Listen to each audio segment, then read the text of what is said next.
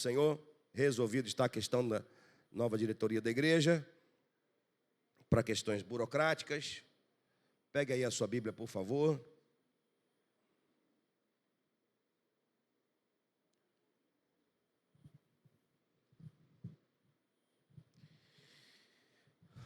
Vamos ao texto que está no Evangelho de Mateus, capítulo 26.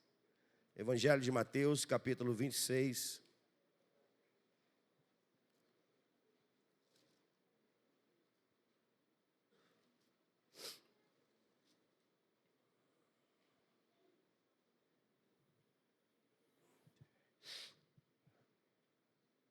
Versículos 47 a 50.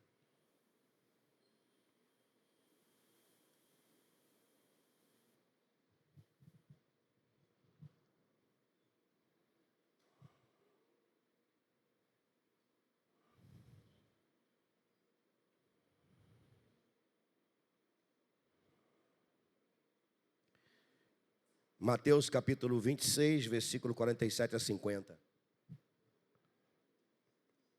Depois a gente salta para o capítulo 27, 1 a 5.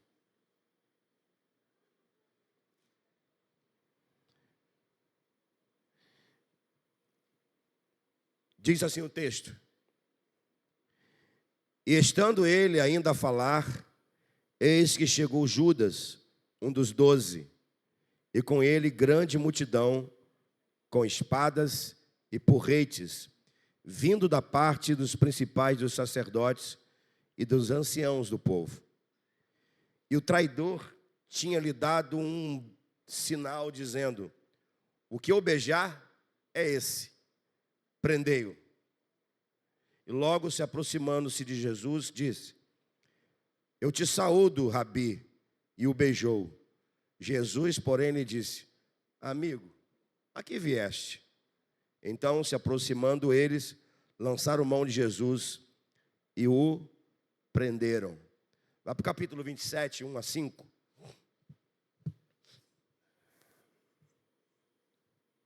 E chegando amanhã, todos os principais dos sacerdotes, os anciãos do povo, formaram juntamente conselho contra Jesus para o matarem.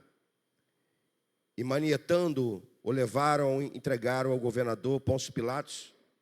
Então Judas, o que traíra, vendo que fora condenado, trouxe arrependido as 30 moedas de prata aos principais dos sacerdotes e aos anciãos, dizendo: Pequei, traindo sangue inocente. Eles, porém, disseram: Que nos importa? Isso é contigo. E ele, atirando para o templo as 30 moedas de prata, retirou-se e foi se enforcar. Vou pedir para você abaixar sua cabeça e fechar seus olhos. Nós vamos orar ao Senhor mais uma vez. Senhor, nosso Deus bondoso, Pai que está nos céus,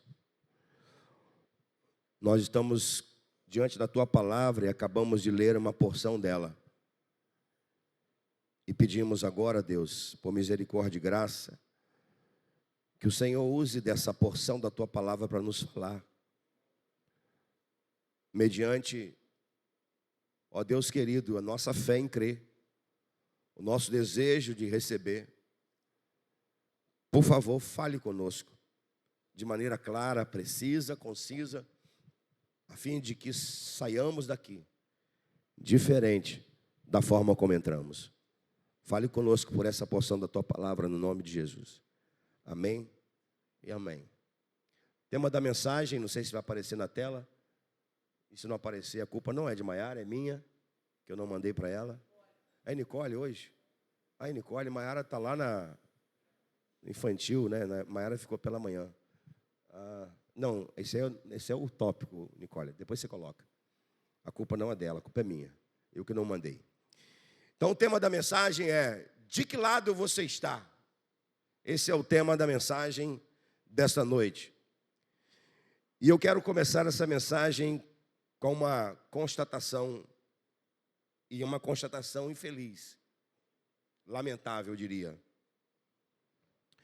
Quantas pessoas você conhece que já passaram por bancos, por cadeiras da igreja, e que hoje não estão mais entre nós? Não estou falando daquelas pessoas que já partiram em Cristo, que já descansam em Cristo. Estou falando de pessoas que estiveram nos nossos arraiais, nas nossas igrejas, que conviveram conosco, que assentaram conosco, pessoas que contribuíram, que cantaram em conjuntos, em ministérios de louvor, que ensinaram, que contribuíram, que dizimaram. Pessoas que hoje mergulharam suas vidas em poços de derrotas, em abismo que entraram. Pessoas que nós conhecemos e que hoje estão assim. Eu acho que você conhece pelo menos uma pessoa assim. Aliás, quantos casamentos você participou e talvez como madrinha ou padrinho? E desses casamentos que você participou, comeu um salgadinho, tomou refrigerante à mesa, ou foi padrinho ou madrinha? Esses casamentos foram desfeitos, os casais se separaram. Lamentavelmente, muitos que nós conhecemos já não estão juntos mais, não há mais aliança. E quantas pessoas que passaram por nossos lugares de adoração, de celebração, de serviço, não estão entre nós mais. Isso é lamentável. Por que eu estou colocando essa lamentável constatação? Por que essa reflexão tão dura nesse início dessa mensagem? Primeiro, irmãos, porque realmente é lamentável, e muito lamentável ver quantas pessoas tiveram o privilégio de estar conosco e hoje não estão fora. Perderam o poder de Deus, perderam o poder da comunhão, da unidade do Espírito, perderam o calor, o ardor de estar junto do corpo de Cristo, a brasa viva, que é a igreja de Jesus.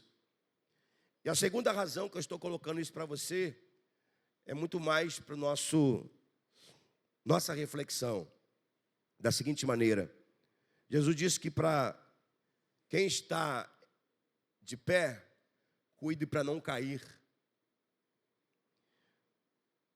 Não é pelo fato de estarmos hoje aqui, ou participando de tudo aquilo que a igreja vive, não é pelo fato de estarmos tendo uma vida de disciplina com Deus, que nós vamos ficar achando que somos imunes a cairmos, a fraquejarmos e quem sabe mudar de lado. Não é pelo fato de estarmos no meio da brasa da comunhão que vamos deixar de vigiar a nós mesmos. A gente precisa vigiar. A gente precisa se vigiar todos os dias. Porque como falei pela manhã, as misericórdias do Senhor se renovam cada amanhã. Significa dizer que a gente tem que pedir misericórdia a Deus todos os dias mesmo. E todos os dias mesmo renovar a nossa vida diante do Senhor. Você reparou que nós lemos aqui, tem um personagem muito conhecido de todos nós, que pouco se fala sobre ele, pouco se prega sobre ele, talvez pouco se ensina sobre ele. Esse personagem é Judas. Foi apóstolo de Jesus.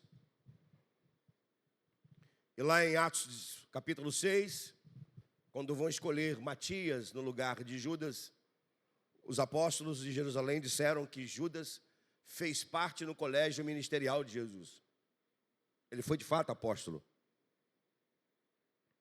Judas é um personagem que nos irá ajudar nesta noite a manter nossa vida ligada com Cristo.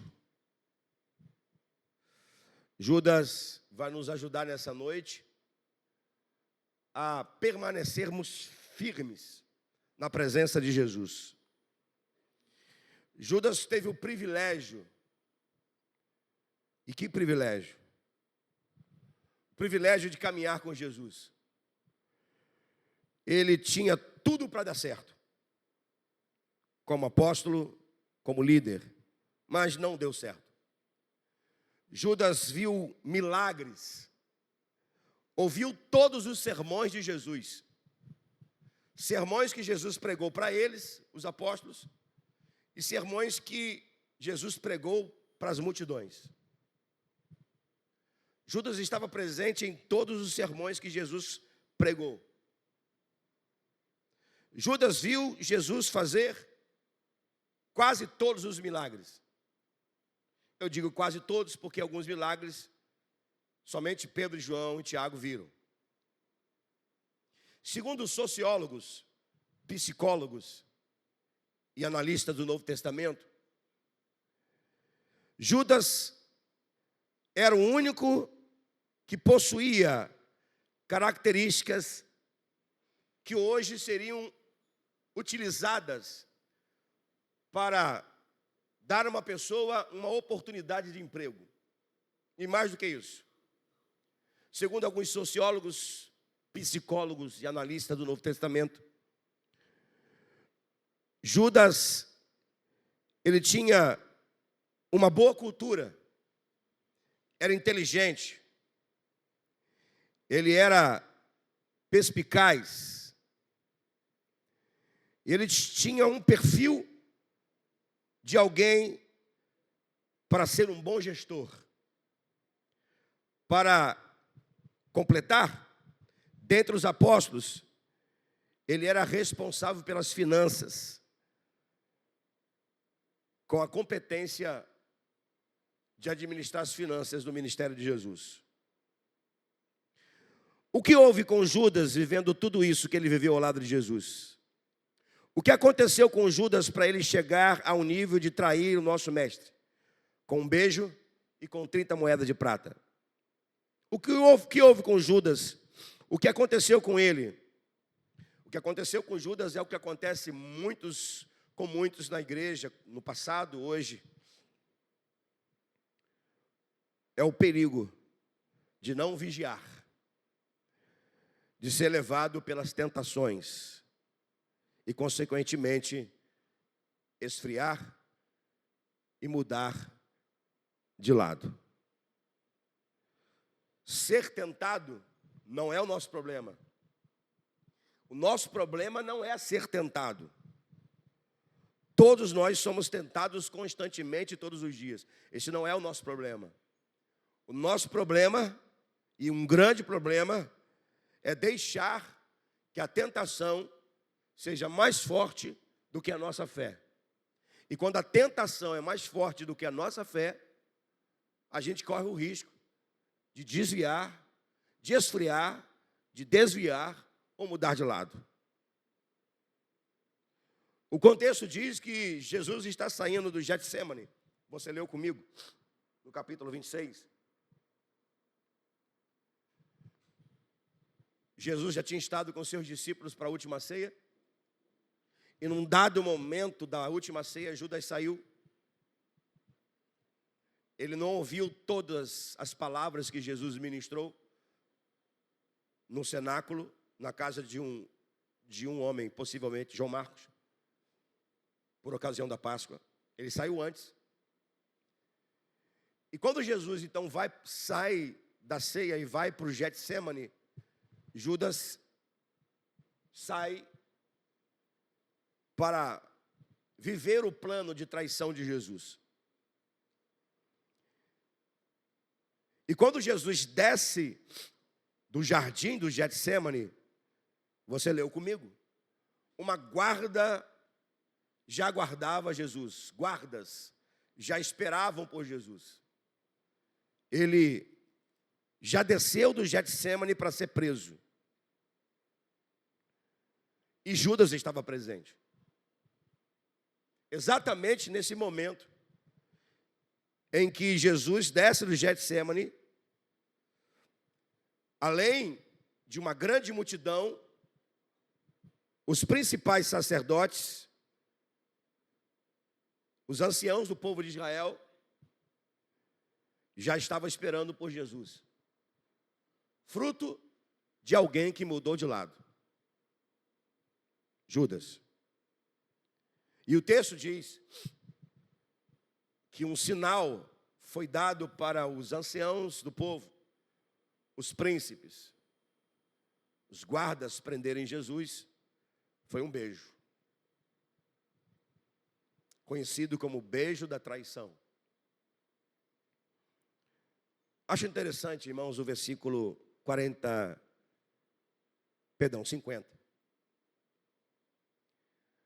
Porque no versículo 50, Judas vai beijar Jesus e chamá-lo de mestre, de rabi.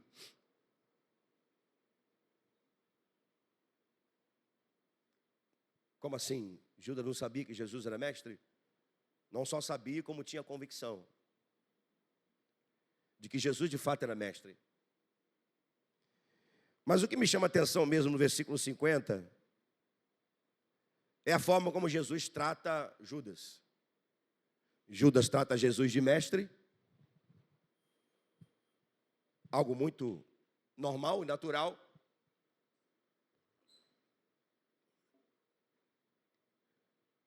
Dado o fato que Jesus já estava 3 anos aqui, e ele já tinha a companhia de 12 seguidores, o que já caracterizava ele como mestre.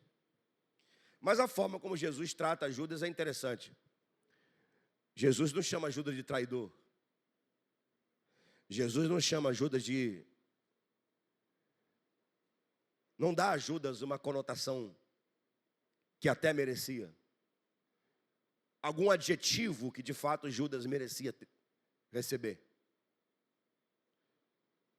Jesus chama Judas de amigo.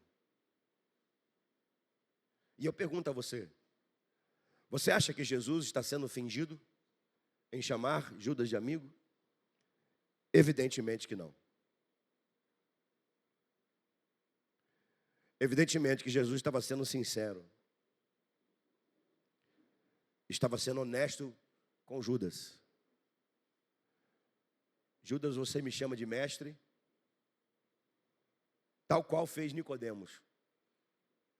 Eu sou mestre mesmo. Mas a forma de você me chamar de mestre é irônica. Mas você é meu amigo.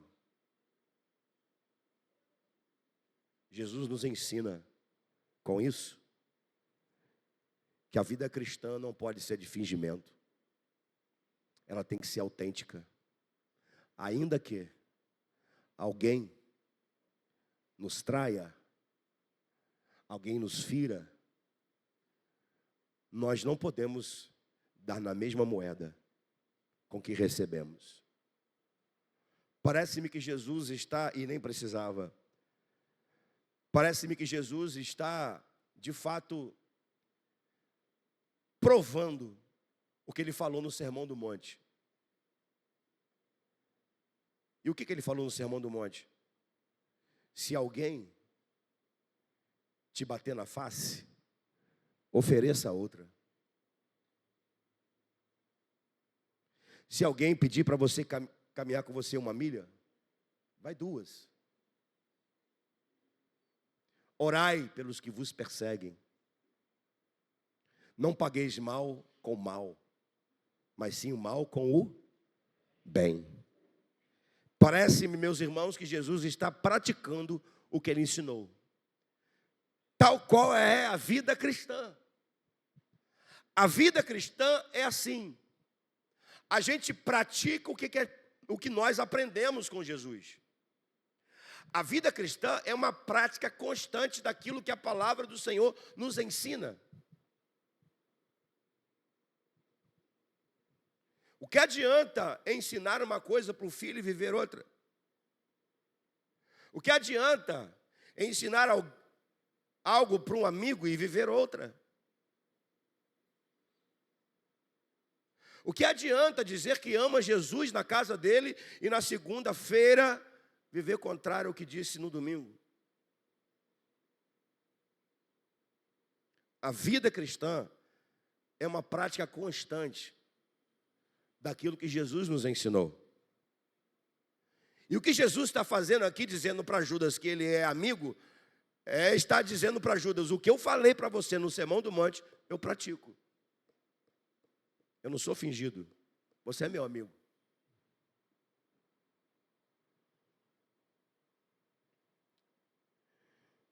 Judas não tomou alguns cuidados e por isso desviou-se, mudou de lado. Eu quero com você nessa noite apontar alguns cuidados, baseado aqui na vida de Judas, que eu e você precisamos ter para não entrarmos em um perigo de nos desviar da presença do Senhor ou mudar de lado. Alguns cuidados básicos que eu e você precisamos ter diariamente, constantemente, para não entrarmos no perigo ou em perigo de nos desviar da presença de Deus, do Senhor, ou mudar de lado. E eu gostaria que você prestasse bastante atenção no que a palavra do Senhor irá falar conosco nessa noite. Então, o primeiro cuidado é esse.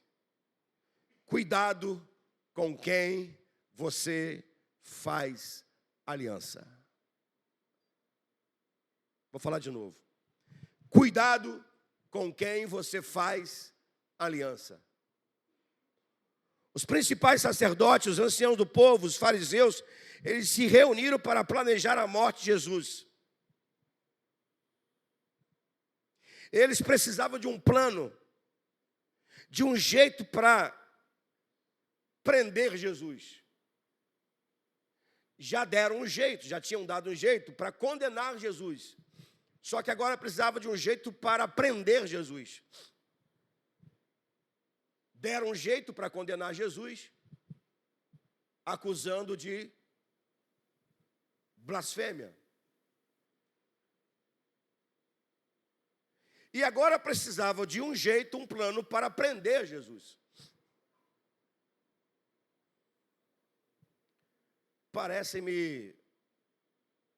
Bom, deixa para lá, eu ia entrar em política, esquece isso. Fato é que para isso acontecer, alguém de perto de Jesus precisava fazer o trabalho.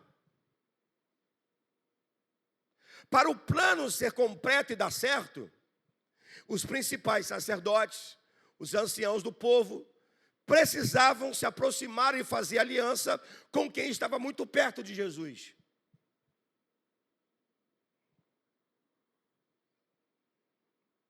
Essa pessoa precisava ter uma brecha. E essa pessoa foi Judas.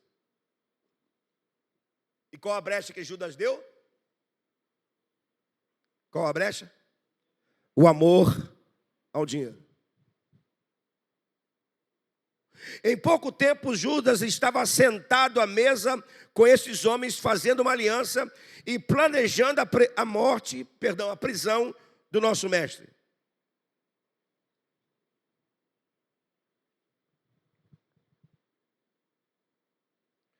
Por causa de uma fraqueza, de uma brecha, Judas foi facilmente enganado a ponto de fazer aliança com quem não podia fazer e acabou fazendo. Cuidado, o diabo conhece as suas fraquezas.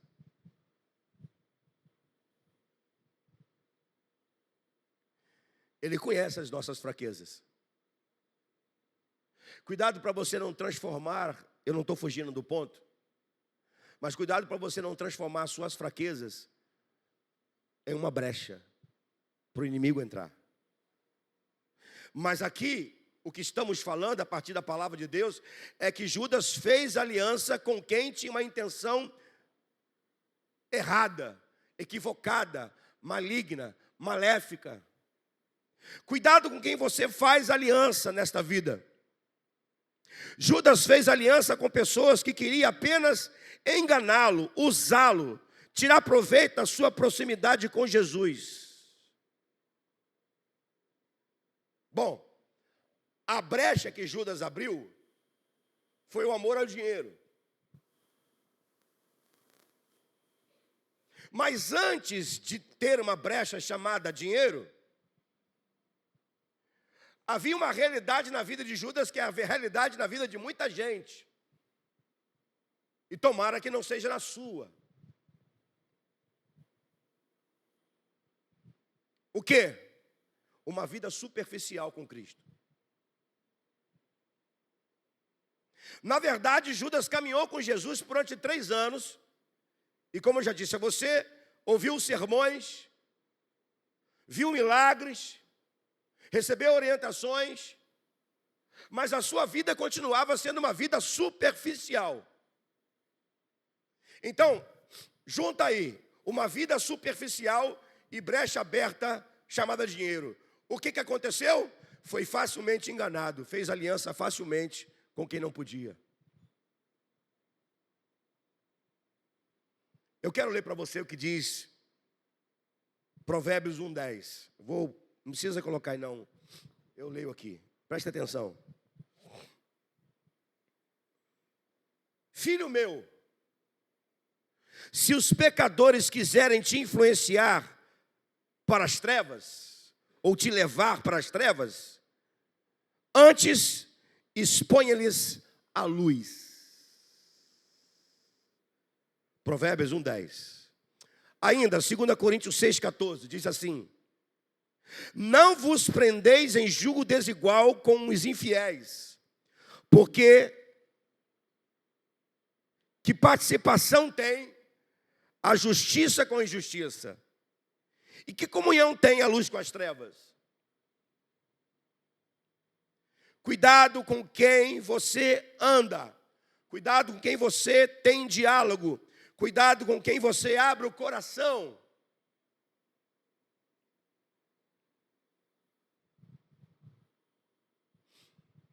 Não ande com qualquer um. Não abre o seu coração para qualquer um ou para qualquer uma. Cuidado com quem chega perto de você para te fazer alguma proposta.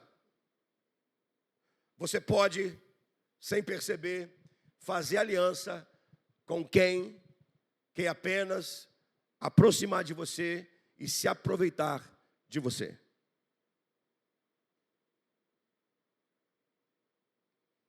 O inimigo está ao nosso derredor buscando a quem possa tragar. E ele usará pessoas para se aproximar de você, para te fazer uma proposta.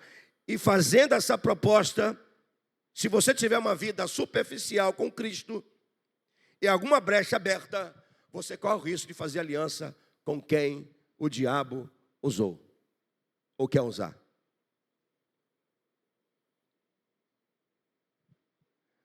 Contrário a isso, o Salmo 1 diz: bem-aventurado o homem que não anda segundo o conselho dos ímpios, não se detém no caminho dos pecadores e nem se assenta na roda dos escarnecedores. Antes tem o seu prazer na lei do Senhor e na sua lei medita de dia e de noite. Pois será como a árvore plantada junto ao ribeiro de águas, ao qual dá o seu fruto na estação própria e suas folhas não caem. Tudo que faz vai prosperar. Não são assim os ímpios, mas são como um moinho que o vento espalha. Por isso os ímpios não subsistirão no juízo, nem os pecadores na congregação dos justos. Porque o Senhor conhece o coração dos justos, porém o caminho dos ímpios perecerá.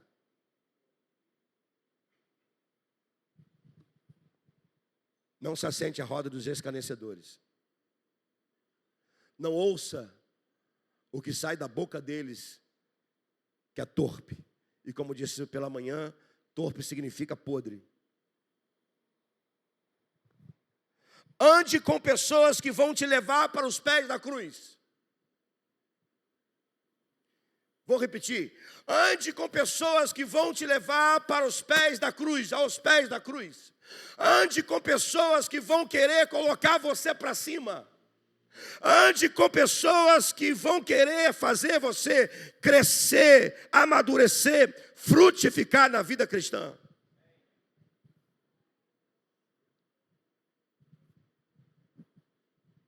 Lembre-se, você tem uma aliança com Jesus. Essa aliança foi feita na cruz do Calvário. Nada e ninguém vai poder tirar isso de você, a não ser você mesmo.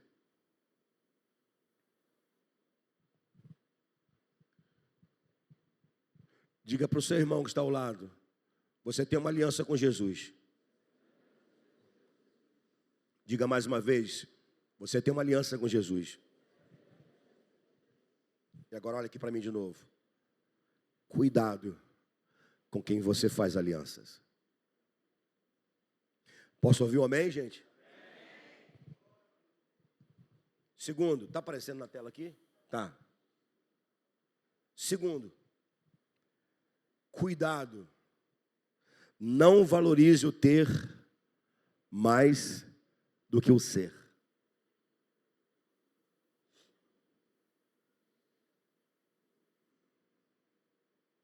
Judas valorizou muito mais as 30 moedas de prata, valorizou muito mais o dinheiro do que a companhia de Jesus. Olha que coisa interessante. Judas era o tesoureiro da equipe ministerial de Jesus. Aí, não sei se você já buscou saber por que Jesus tinha um tesoureiro. Ora, ele tinha tesoureiro porque tinha, evidentemente, o quê? O quê, gente? Dinheiro. Aí surge uma outra pergunta. Jesus tinha dinheiro para quê? Ou ainda uma outra pergunta. De onde vinha o dinheiro que Jesus tinha com os discípulos e Judas administrava? Judas viu o dinheiro de pessoas que investiram no ministério de Jesus. Fruto de ofertas de pessoas generosas, que acreditavam no investimento de Jesus em vidas.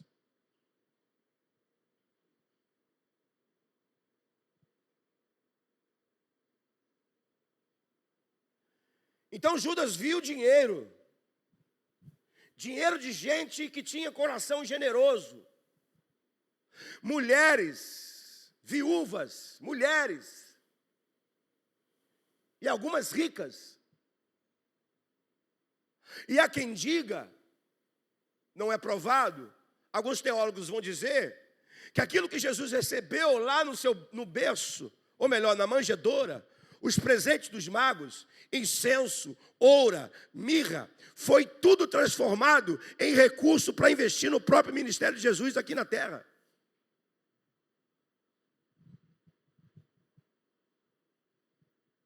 Judas viu tudo isso.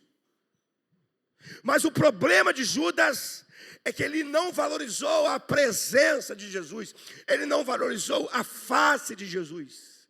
Ele não valorizou a oportunidade, o privilégio de ser apóstolo de Jesus, discípulo de Jesus.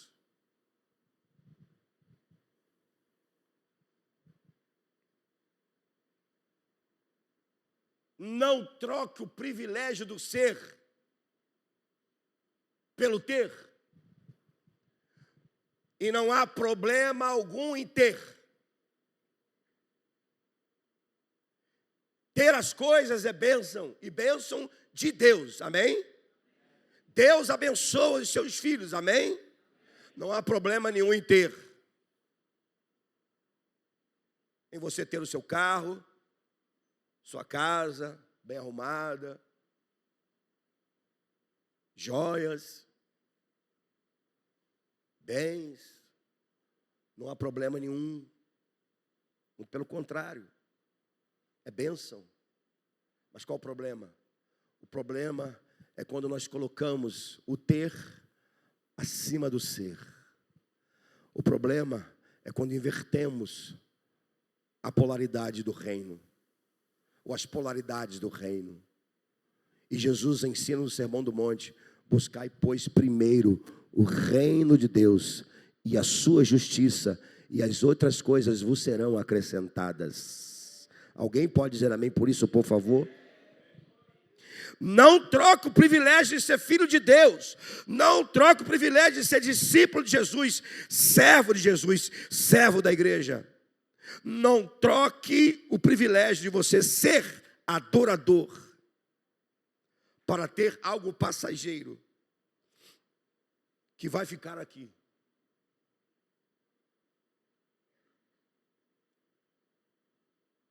Judas trocou o privilégio de ser apóstolo pela vaidade, pelo orgulho de ter. Aí eu lembro de um homem chamado Geazi.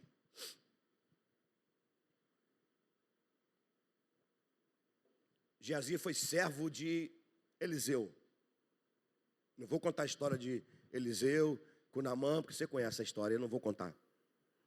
Mas diz o texto que quando Naamã foi embora para sua terra, com tudo aquilo que ele levou para dar de presente para Eliseu, Eliseu rejeitou e disse para ele: pode levar tudo de volta para sua terra, porque mais importante é a sua cura, não são os seus presentes.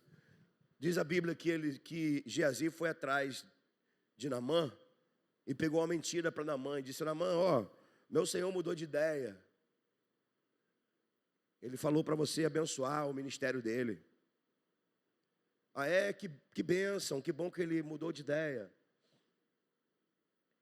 Então me dá aí algumas coisas que você trouxe. E Naamã foi lá, tirou algumas vestes, prata, e deu a Geazi. E Geazi foi lá, guardou tudo e fingiu como se nada tivesse acontecido e chegou diante de Eliseu. Eliseu, onde você estava? Não, mestre, eu estava ali. Não, você não estava ali. Você estava com Naamã. Porque meu espírito te acompanhou e te viu com Naamã. E eu vi. O meu espírito me fez ver que você tomou os presentes que Naamã trouxe que eu não quis. Porque para mim vale muito mais a unção do que ter as coisas. Agora que você valorizou o ter mais do que o ser, a lepra que estava em Naamã vai para você.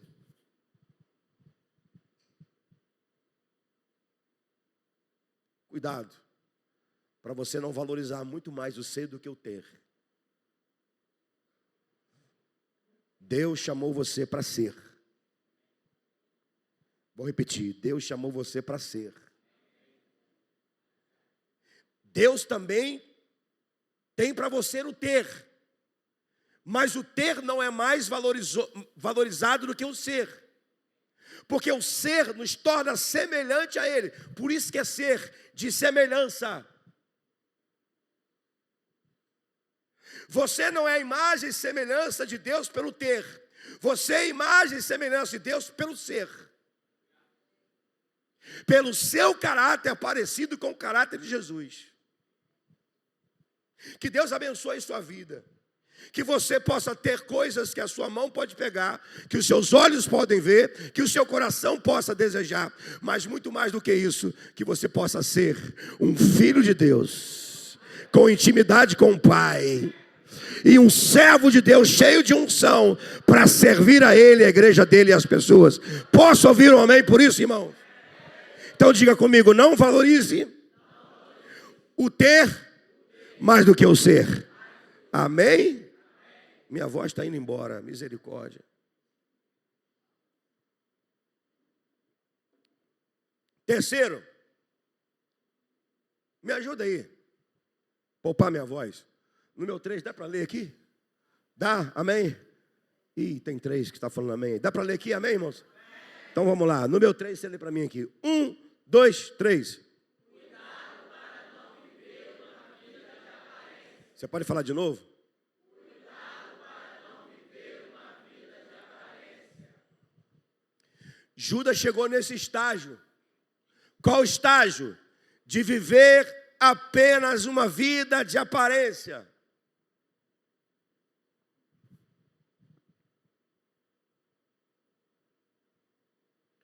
Parecia ser seguidor de Jesus.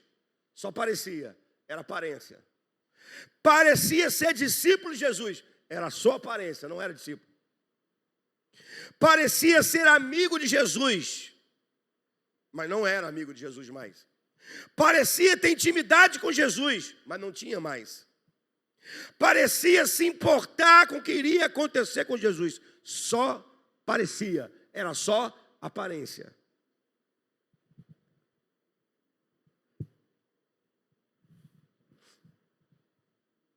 Sabe qual é o próximo estágio de uma vida de aparência? Vou perguntar de novo.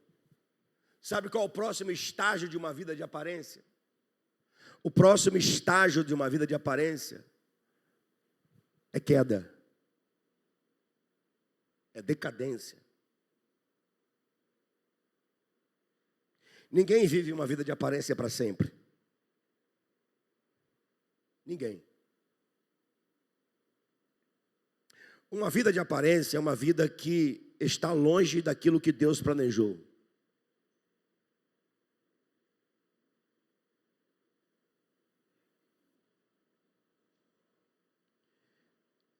Qual o perigo de vivermos uma vida de aparência? Guarde isso. Primeiro perigo de viver uma vida de aparência. Uma vida de aparência, por algum tempo, engana os homens, mas não engana a Deus. E tem perigo nisso? Ou é o maior dos perigos?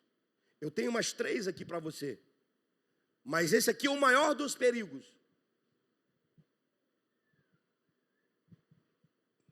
Viver de aparências, isso pode enganar os homens, menos Deus.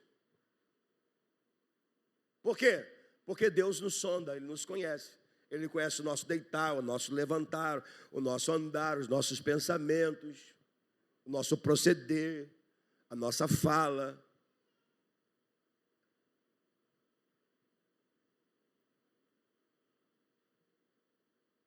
Segundo perigo de uma vida de aparência. Uma vida de aparência é uma vida de superficialidade. Cuidado para você não viver uma vida de superficialidade. A superficialidade é característica do que não é profundo. Portanto, observamos comumente esse traço de personalidade em pessoas que gostam de mostrar que aquilo que vivem, mas aquilo que vivem não condiz com a realidade. Essa fala aqui é psicológica, não é bíblica.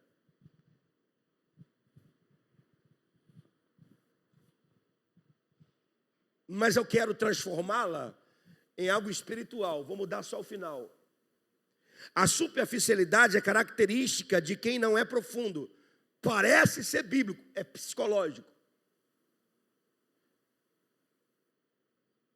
Ou da psicologia, melhor dizendo. Portanto, observarmos comumente esse traço de personalidade em pessoas que gostam de viver de aparência, apenas revela que aquilo que ele vive, ele diz, não condiz com a realidade. E eu troco apenas por uma coisa: não condiz com a palavra.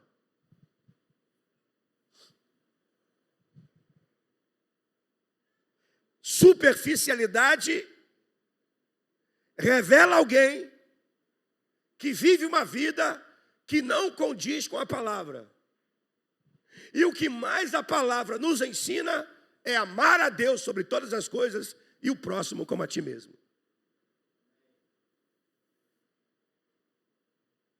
Amém?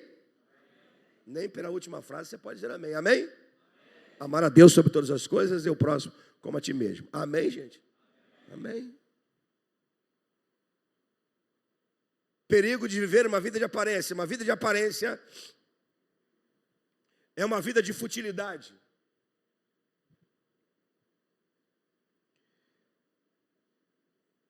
Futilidade é uma pessoa que dá atenção àquilo que não tem valor.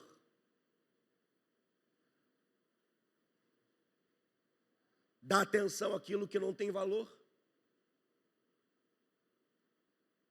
Nós damos atenção àquilo que tem valor. Não cuida da sua casa, não. Não arruma a sua casa, não. Vê o que vai acontecer em uma semana.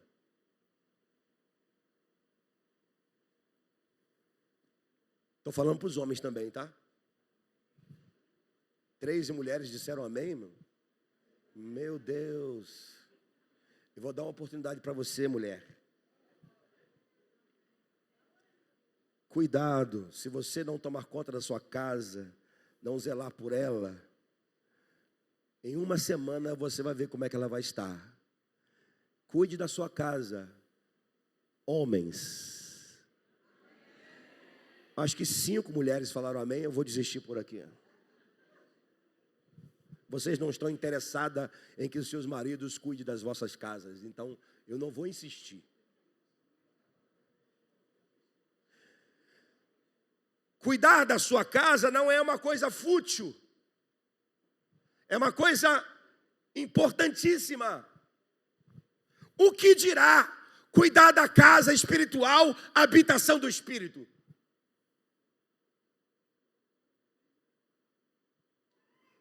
Tem gente que não cuida da casa espiritual por causa de futilidade, aquilo que não tem muito valor.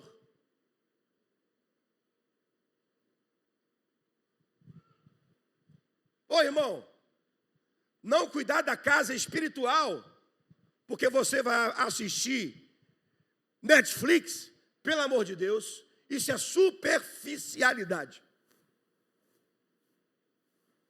Não cuidar da sua vida espiritual, porque você precisa entrar no Instagram para ver as fofocas que estão sendo ditas lá, as postagens de pessoas que nem sempre postam aquilo que de fato vivem.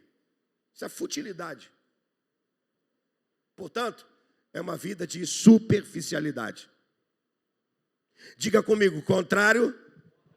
Fale forte, irmão, contrário de superficialidade é completa profundidade. Contrário de uma vida de superficialidade é profundidade. Onde estão os crentes que não têm superficialidade e que levam uma vida de profundidade com o Senhor? Por favor, erga-me de suas mãos e dê um glória a Deus. Cuidado, para você não viver uma vida de futilidade. Isso é um perigo. Último do sermão. Uma vida... Perigo para quem vive aparência. Uma vida de aparência é uma vida infrutífera. Falsa.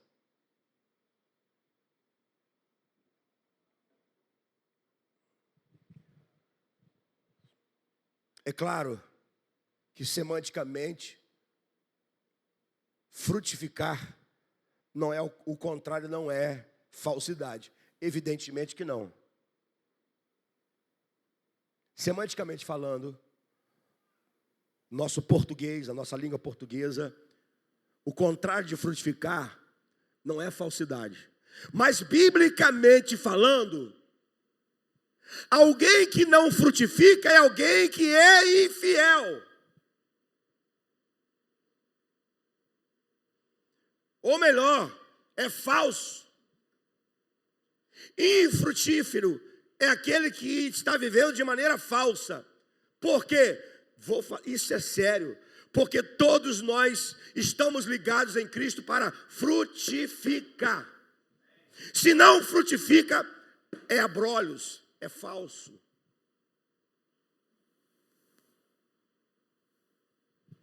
Que a prova bíblica... Jesus estava indo para o templo, estava com fome, e na beira do caminho tinha uma árvore, uma figueira. Ele foi correndo para a figueira, ele pegou e abriu aquela figueira cheia de folhas, para procurar um fruto. Encontrou quantos? 0, nenhum fruto. O que ele fez? Amaldiçoou a figueira. O que aconteceu com a figueira? Ela se secou. Está aqui a prova bíblica. Que uma vida de aparência é uma vida de folhas, que apenas tem folhas, e folha aparece, mas o que tem que aparecer é o fruto, porque é pelo fruto que nós exaltamos o Senhor, é pelo fruto, pelos frutos e pelo fruto que parecemos com Jesus. Cuidado com... Não, estão no 3 ainda, bota o 3 lá. Cuidado para você não viver uma vida de aparência. Diga comigo, o nosso caráter precisa ser parecido com o de Jesus. Eu posso ouvir um amém por isso, irmão? Eu posso ouvir um amém bem gostoso por isso? O nosso caráter precisa ser parecido com Jesus. E quem não tem um caráter parecido com o de Jesus, corre o risco de viver uma vida de falsidade. Uma vida de aparência. Por algum tempo, Judas viveu de aparência. Eu tenho certeza que você que está aqui nessa noite não vive de aparência. Eu tenho certeza que você está buscando se parecer com Jesus Cristo. Eu vou repetir. Eu tenho certeza que você não vive uma vida de aparência. Eu tenho certeza que você está buscando ser parecido com Jesus. Vou falar de novo. Eu tenho certeza que você não quer viver uma vida de aparência. Eu tenho certeza que você vai querer sair daqui nessa noite, todos os dias, se parecendo com Jesus. E se você se parece com Jesus, a sua vida vai frutificar. E além de frutificar, multiplicar.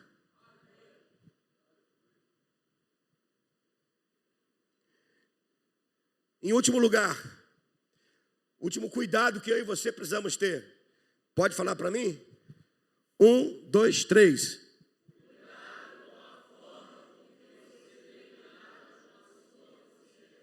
Pode falar de novo?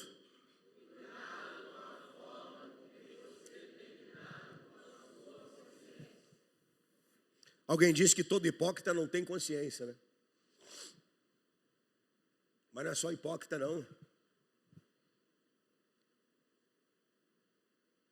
O frio, o calculista, não tem consciência ligada à mente de Cristo. Depois do erro, Judas caiu em desgraça. E com algo na consciência.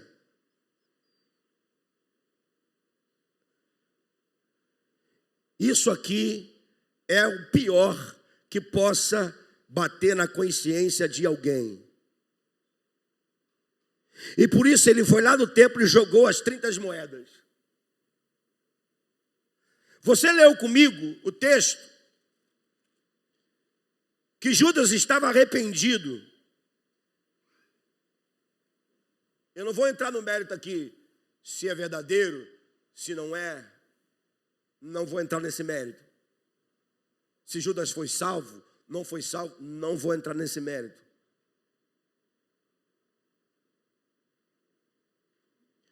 Eu quero olhar para uma coisa com você aqui. O que Judas tinha na consciência? Ele tinha consciência que tinha dinheiro no bolso.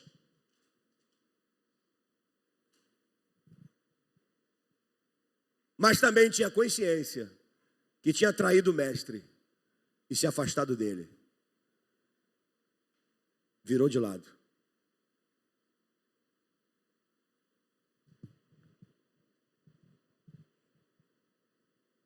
O problema de toda a consciência é que dentro da nossa consciência tem um tribunal.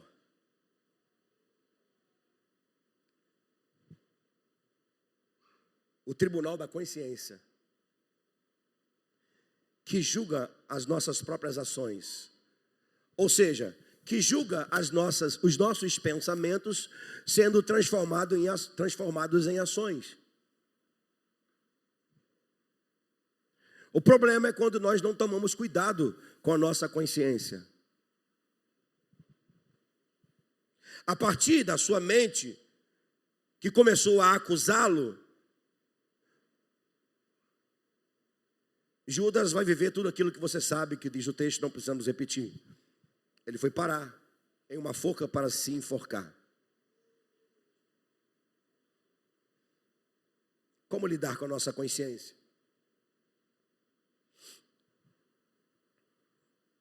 Uma outra pergunta em cima dessa.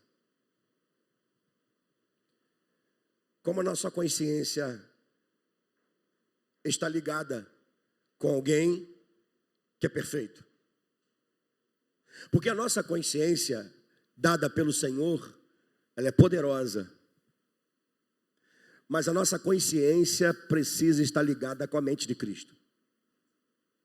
Os nossos pensamentos precisam estar ligados com a mente de Cristo. Porque quando nossos pensamentos estão ligados com a mente de Cristo, nós vamos transformar a palavra de Deus em ações práticas da vida. O que a gente vai falar, ou o que a gente fala porque a mente de Cristo controla a nossa consciência. O que a gente vai fazer, vamos fazer, porque a nossa mente ligada com a mente de Cristo nos conduz a fazer aquilo que a palavra de Deus diz para nós realizarmos ou fazermos.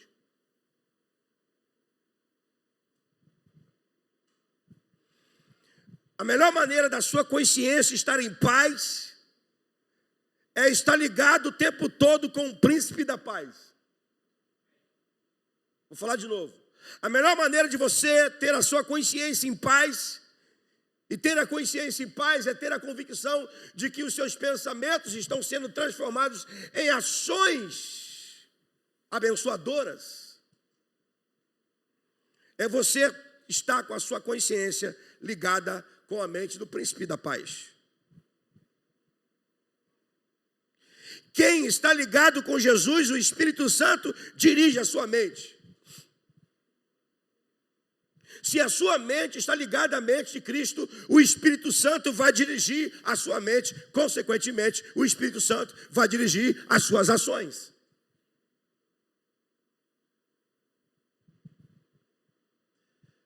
Quando Davi pecou, adulterou, diz a Bíblia que ele viveu de aparências. Não estou voltando a falar de aparências.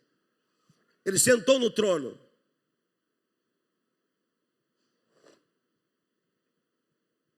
Viveu de aparências. Até o dia que Natã, o profeta, foi nos olhos dele e colocou o dedo em riste e disse, contou a história do pastor que tinha uma ovelha, com o pastor que tinha uma ovelha só, e esse pastor que tinha uma ovelha só perdeu sua ovelha pelo pastor que tinha um monte de ovelhas. A história é essa. Para confrontar Davi, que roubou Betseba de Urias. E no final, o profeta coloca o dedo em riste no seu rosto e diz, tu és esse homem. Porque Davi tinha dito antes, esse homem é digno de morte. Ah é? Você é esse homem. Aí Davi vai escrever o Salmo 32 e o Salmo 51. Mas o Salmo 32, ele vai dizer uma coisa muito, muito profunda. Quer dizer, profunda hoje porque nós temos o Salmo. Mas não foi nada profundo para Davi. A sua consciência no pecado pesava. Ele escreve no Salmo 32. A tua mão pesava de dia e de noite sobre mim. Em outras palavras, eu estava no pecado, mas a tua mão pesava na minha consciência dia e noite. Eu pequei, eu pequei, eu pequei, eu transgredi. Eu cometi iniquidade. Dia e noite a mão de Deus pesava na consciência de Davi.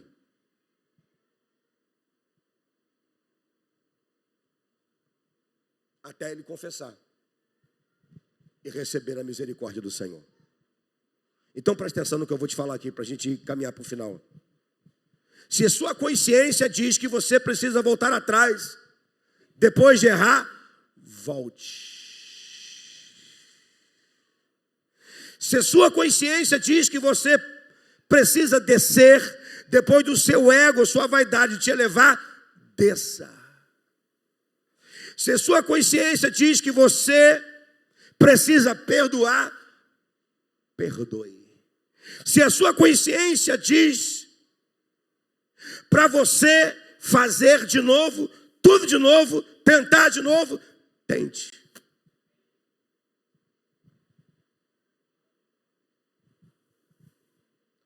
Todas as vezes que a sua consciência te levar para próximo de Deus, para próximo de alguém, todas as vezes que a sua consciência te levar a receber algo de Deus, da palavra dele, que te aproxime dele, das pessoas, meu irmão, na verdade é o Espírito Santo falando à sua consciência. Então, se o Espírito Santo está falando à sua consciência, ouça a voz do Espírito.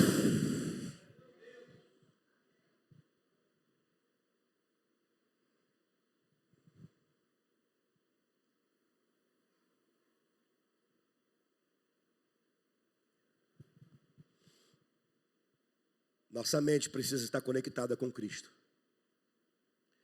Porque todas as vezes que a minha mente se conecta com a mente de Cristo, o Espírito Santo entra nessa conectividade perfeita e diz ao meu espírito, ao seu espírito, ao meu espírito, o que eu devo fazer, o que eu devo falar, o que eu devo tomar de atitude, tudo aquilo que a palavra de Deus nos ensina, tudo aquilo que deve ser colocado em prática. Deu para você entender, irmão? A sua mente precisa estar conectada com a mente de Cristo. Quando a sua mente está conectada com a mente de Cristo, essa conectividade perfeita, o Espírito Santo entra nessa conectividade perfeita, porque ele está dentro de você ou não está. Ele está dentro de você e então o Espírito Santo vai falar ao seu espírito. E quando o Espírito Santo falar ao seu espírito, você não vai ter dúvida nenhuma. Por isso que você vai voltar quando tiver que voltar, vai descer quando tiver que descer, vai perdoar quando tiver que perdoar, vai tentar novamente quando você precisar tentar novamente. Diga comigo, não há dúvidas na nossa mente, quando a nossa mente está ligada à mente de Cristo. Amém, gente? Por que não há dúvida? Porque o Espírito Santo fala ao nosso espírito.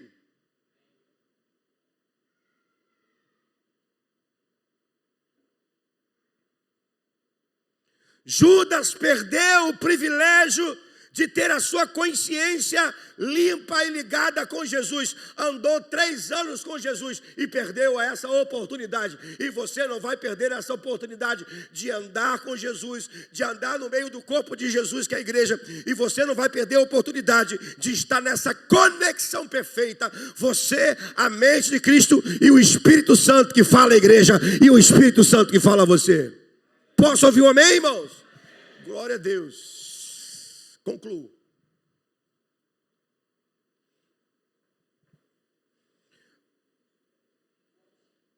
A situação de Judas, creio eu, não vai ser repetida por nenhum de nós. Por ninguém. Ou seja,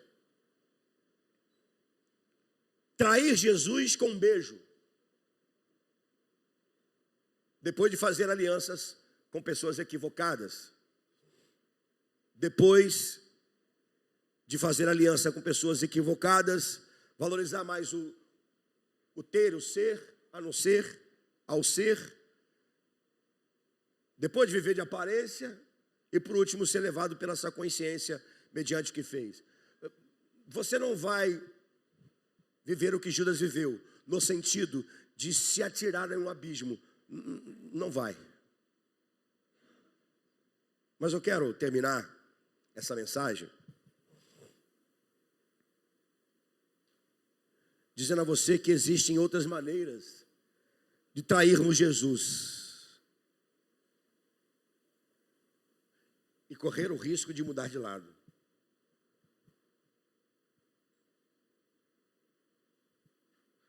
Quando que traímos Jesus com o perigo de mudar de lado? Eu vou só ler. Traímos Jesus quando não cuidamos de nossa santidade e passamos a viver como mundanos. Vou repetir. Traímos Jesus quando não cuidamos da nossa santidade e passamos a viver como mundanos. Segundo, traímos Jesus quando não valorizamos a igreja, o reino, e não fazemos nada, nem pela igreja e nem pelo reino. Vou repetir. Traímos Jesus quando não valorizamos a igreja, que é o corpo dele, e nem o reino. E acabamos não fazendo nada, nem pela igreja, nem pelo reino. Traímos Jesus. Traímos Jesus quando falamos mal da igreja. Falar mal da igreja é falar mal do dono da igreja, do cabeça da igreja.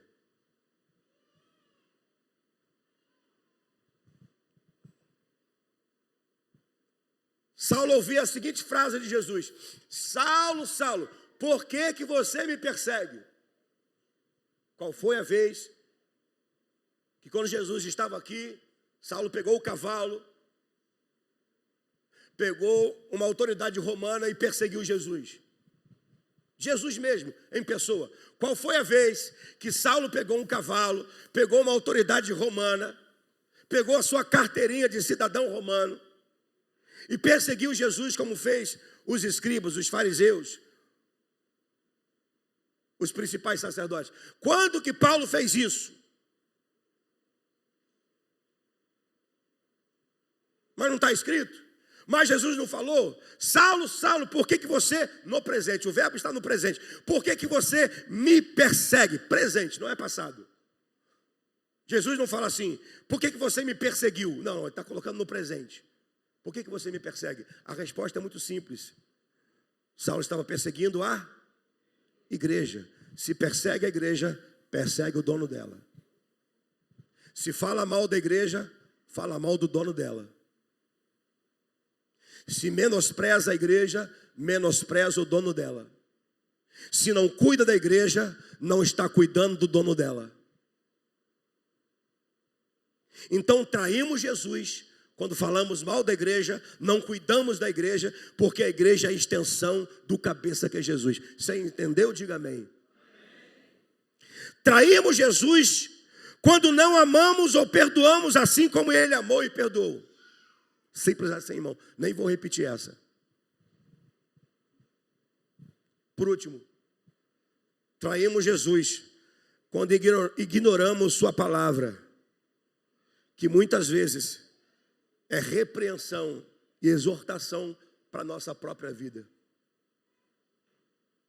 Essa eu vou repetir. Traímos Jesus quando ignoramos a sua palavra, que por muitas vezes é repreensão e exortação para a nossa própria vida. Traímos Jesus. Por isso, inúmeras vezes ao longo da vida, o que nos diferencia de Judas é somente o fato de que não precisamos nos precipitar em um abismo literal, mas sim, podemos nos precipitarmos em um abismo existencial e espiritual.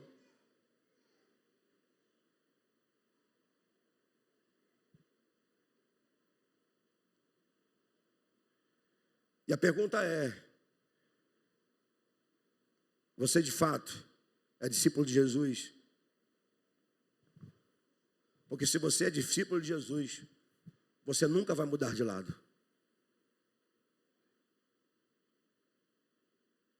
Eu poderia citar para terminar muitas diferenças entre Pedro e Judas. Existem muitas diferenças entre Pedro e Judas. Como também existem semelhanças entre Pedro e Judas.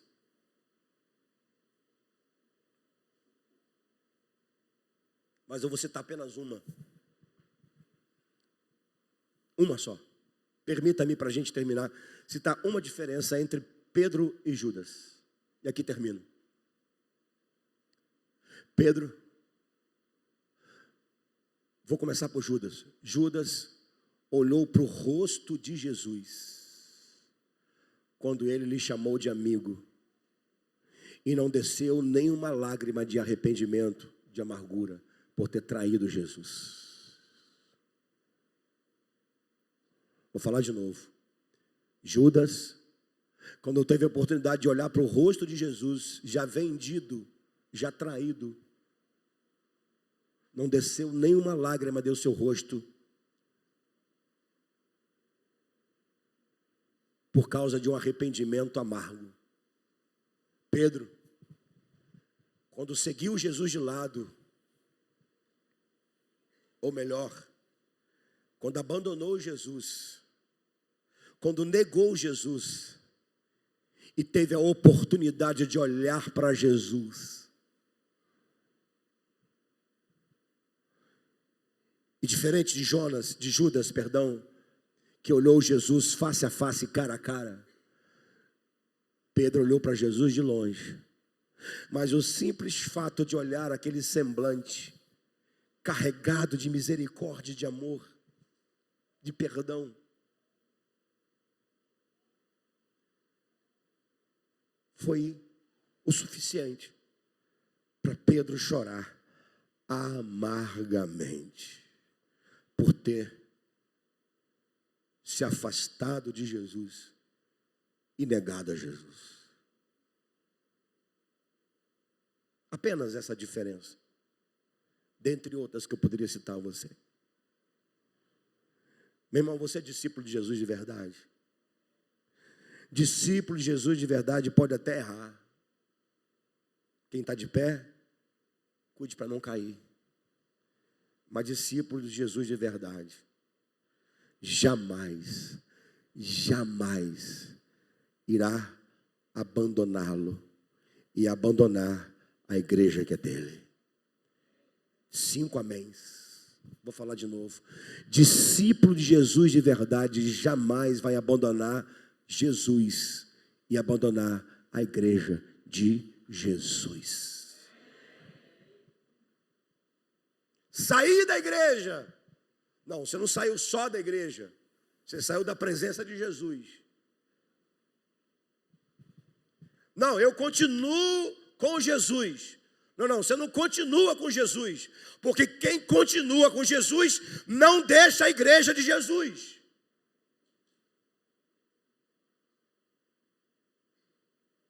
Eu continuo falando com Jesus. Não, você pensa que está falando com Jesus.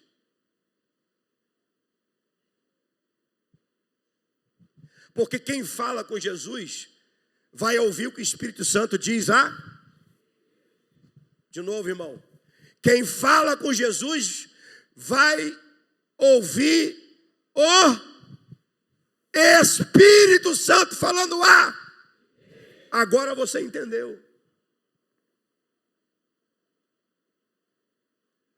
Se você diz que ouviu Jesus, é sinal de que você está ouvindo o que o Espírito Santo fala igreja de Jesus.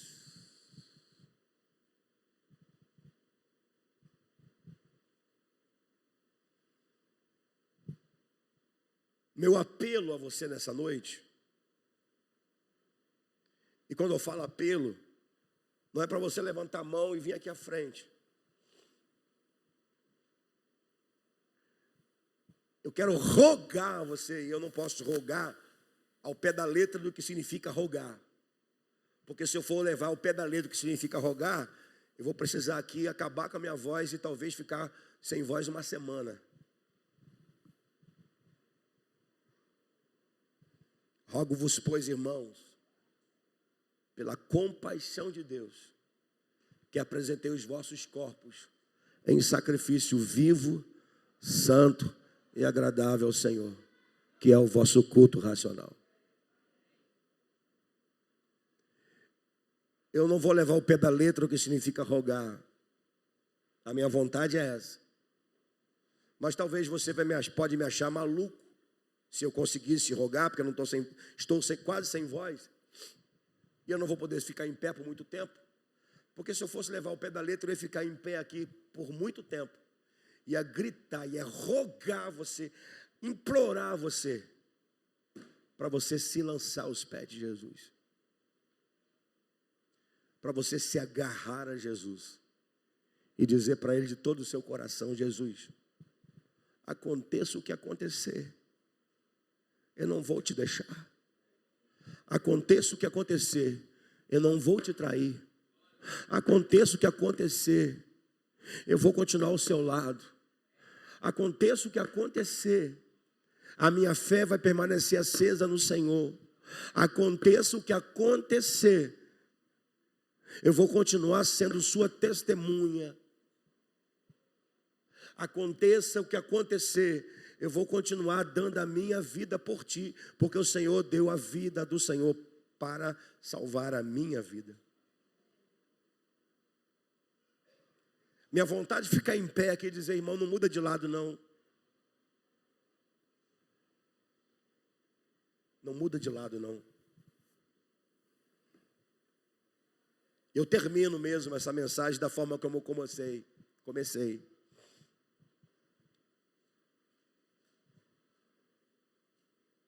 Faça isso.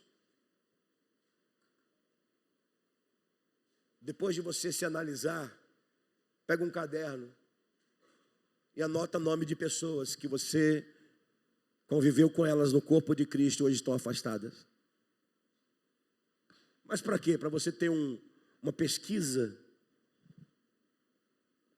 Não. Para você se arrepender, melhor, para você orar para essas pessoas se arrependerem e voltarem para Jesus. Posso ouvir um amém? Por favor, irmão. Estou falando baixo, mas entenda que é um grito da minha alma. É um grito. Presta atenção aqui, deixa as crianças à vontade. Presta atenção em mim aqui, por favor. É um grito da minha alma. Se agarre a Jesus. E se agarre à obra de Jesus. Não muda de lado, não.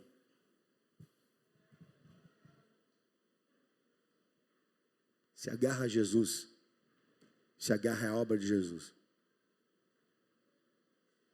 Os campos estão prontos, brancos para a ceifa. E o Senhor está precisando de ceifeiros para a sua seara. Ceifeiro é aquele que está pronto para continuar ao lado de Jesus e trabalhar para Ele. Abaixe sua cabeça, feche seus olhos. Quero orar por você, tão somente orar por você nessa noite. Você que deseja viver para Jesus, não abandoná-lo, não importa o que vier a acontecer. Você que se compromete nessa noite a continuar fazendo a obra de Jesus. Pedir para você ficar em pé para a gente orar e já caminhar para o final do nosso culto.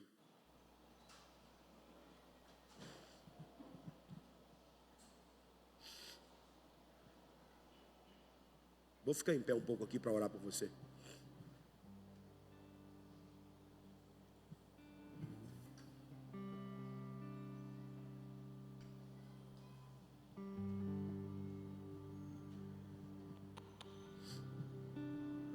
Senhor,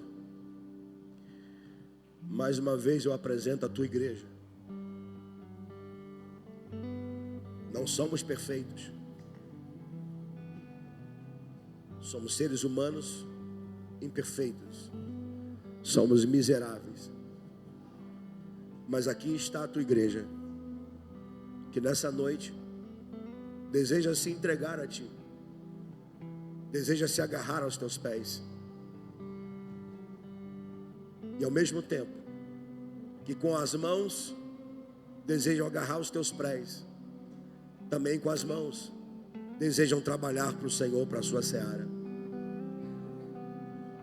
Eu rogo pelos meus irmãos, por esta igreja. Senhor, afasta de nós qualquer espírito de traição,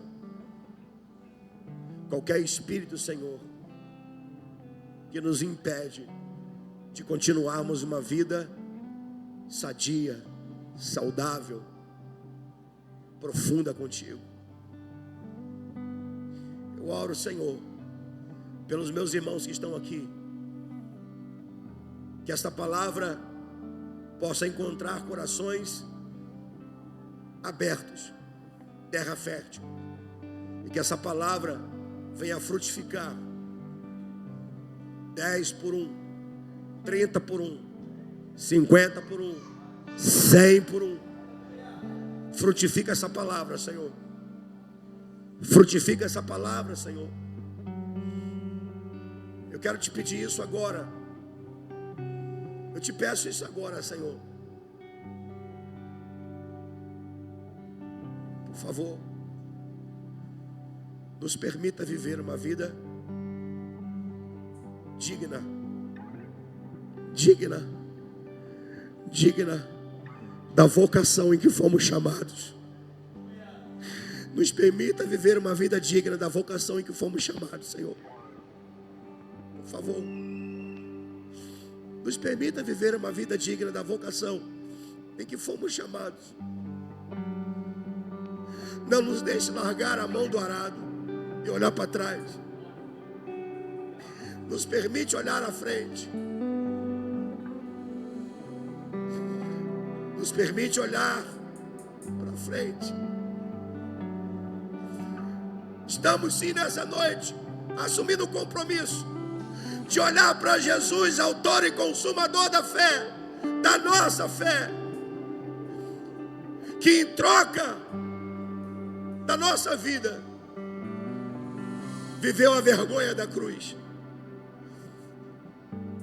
Olhamos para Ele, para Jesus, teu Filho, autor e consumador da nossa fé, e nos comprometemos a dar a Ele toda a honra, toda a glória e todo o louvor.